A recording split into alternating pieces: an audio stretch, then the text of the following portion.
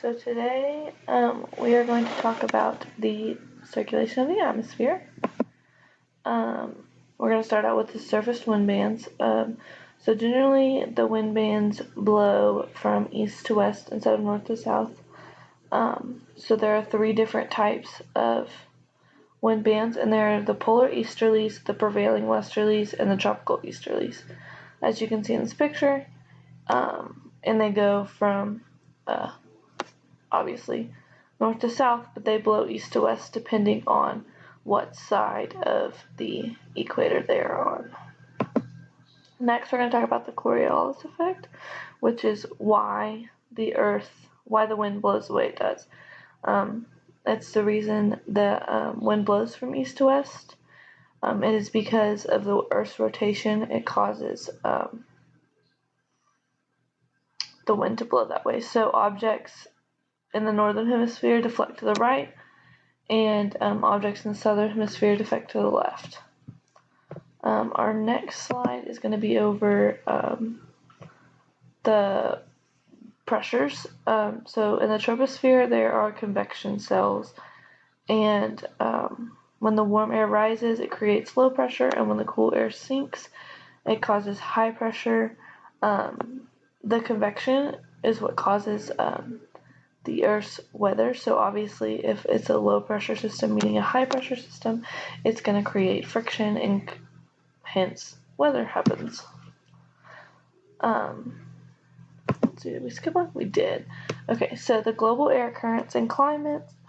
So obviously depending on where you are latitudinally and longitudinally, your climate's going to be a little bit different. Like in the picture, the 90-degree latitude of the poles, it's super cold air, so it also makes the air dry, and so little precipitation falls, and so no plants can grow.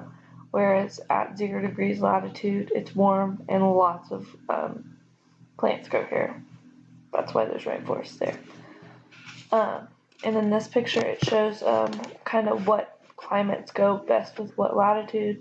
So obviously the polar highs don't have a ton of precipitation, just in general, like all seasons. Subpolar low is going to be ample precipitation all seasons, so not a whole lot, but a little bit here and there. Your winter wet is going to, or your green sections are going to be your winter wet and your summer dry above the equator. Obviously the lower you go, subtropical high is going to be dry in all seasons, summer wet, winter dry. Obviously the equatorial low, there's going to be tons of rain. It just depends on where you are in the world and what latitude you are at, and what the air currents are doing as well. So then this kind of shows you about how the sun and all the atmospheric circulation. So obviously the solar radiation hits the land and goes up, and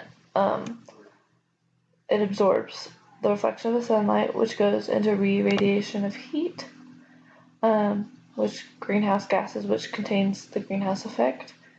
The Earth's spin and tilt and orbit obviously show the atmospheric circulation, which causes wind, which also causes different temperatures, as well as the re-radiation of heat.